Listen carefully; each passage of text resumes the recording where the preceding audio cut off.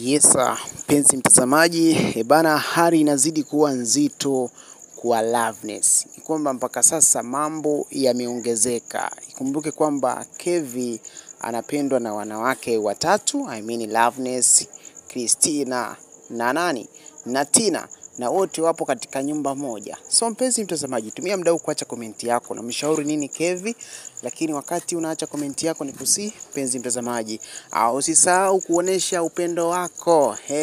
Usisahau kuonesha upendo wako kwa kubonyeza neno subscribe, maneno meusi chini ya hii video. Ukibonyeza alama neno subscribe, basi itakuwa rahisi kwetu kujua ni watu gani wanatamani kumuona Loveness akishinda vita. Kwa hiyo ukibonyeza alama neno subscribe, basi kwetu tutapata notification kwamba wewe unaikubali movie yetu. Lakini muhimu zaidi ni kuacha comment mpenzi mtazamaji, maana hali inazidi kuwa nzito, hali inazidi kuwa mbaya kwa Loveness. Kumbuka kwamba Loveness ni mgeni katika mapenzi.